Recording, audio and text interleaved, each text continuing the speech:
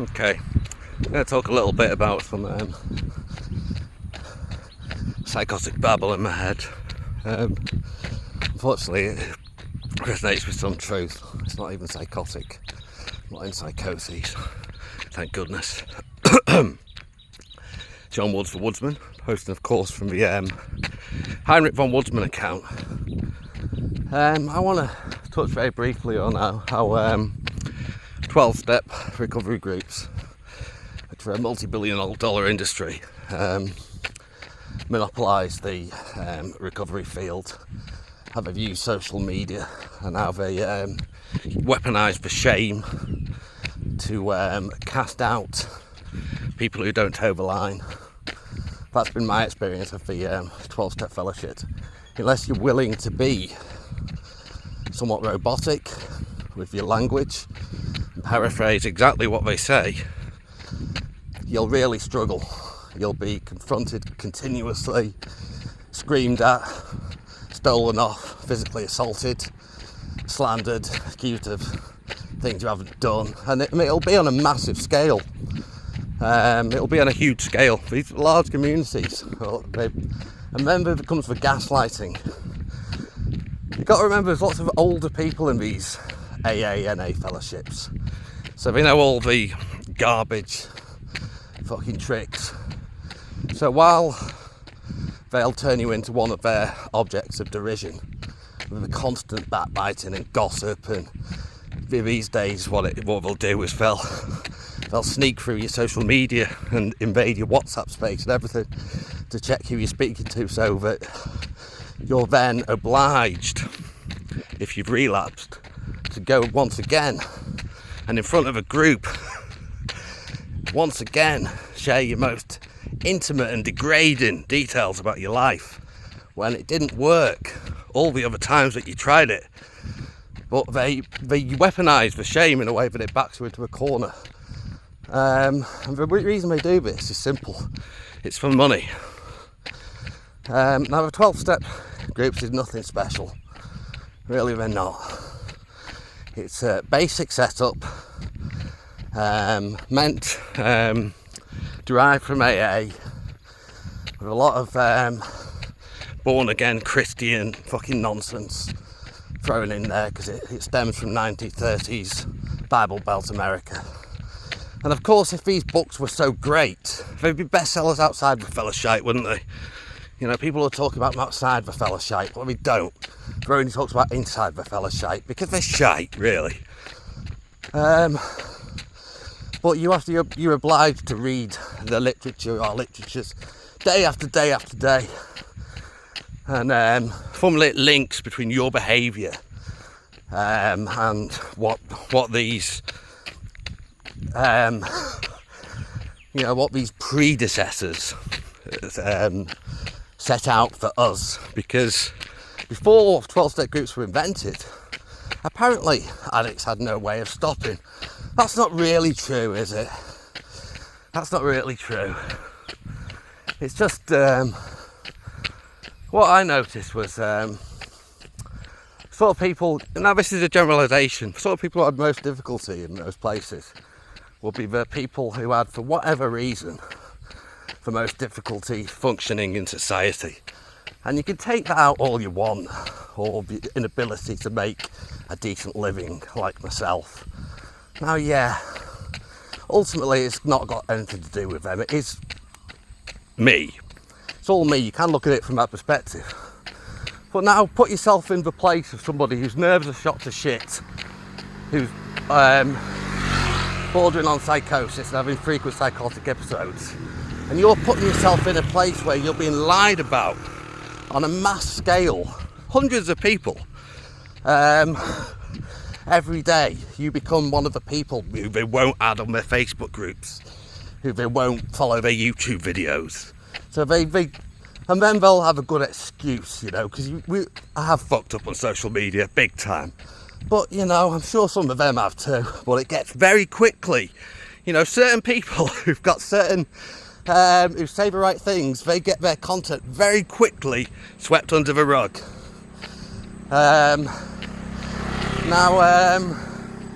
Yeah, that's not necessarily a bad thing, because I don't believe in the shaming of others. But the 12-step groups use that exact same methodology to get away with pretty much anything they want, as do most cults, under the guise of a cult. It makes it very, very difficult for you to speak out if you're seeing these atrocities. If you're seeing the people who are committing suicide because they're coming off the medication too quickly, or, you know, the people who, all sorts of things, the worst stories possible.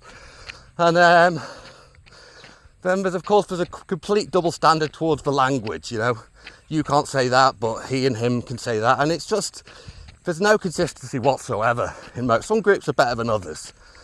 Some groups, what you see is kind of what you get. But there's so many groups that are, they're just awful. They're terrible places. It might strike you as good, you know, to have a network of friends and etc. etc. I've been going around these places for years and years.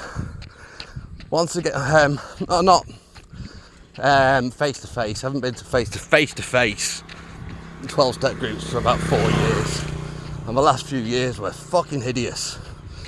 I've been scammed, just lied about, made out to be like I was basically the worst person in the fellowship, in probably the whole of Chiang Mai.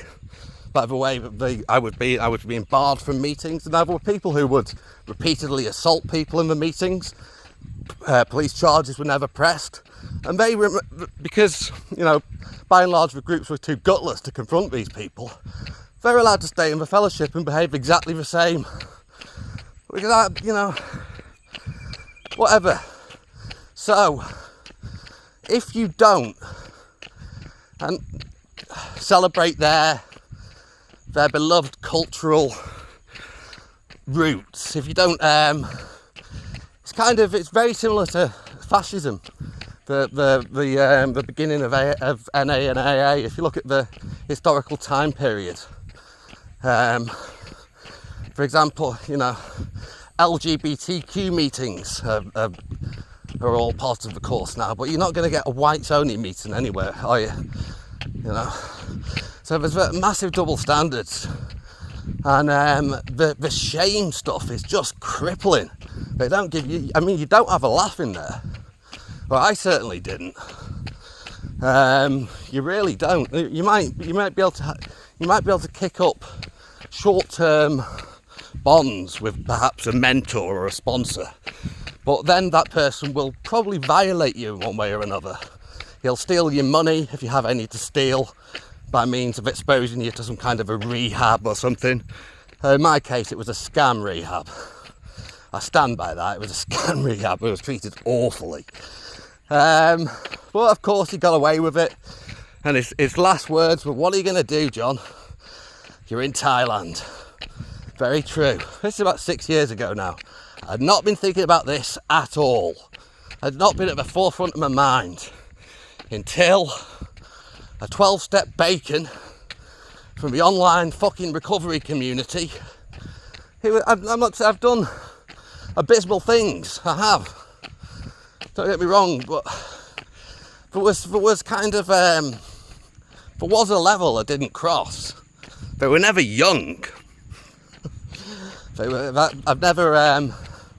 Thank goodness the disease didn't take me there, and I'm not one of these people who wants to really go into all that stuff. But there's lots of those people hanging out in those meetings, being gifted protection. Lots of them.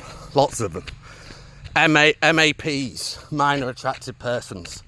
Now, I'm not one of these people that believes that they should have their head stoved in, but by the same token, you know, it's a very taboo subject, isn't it?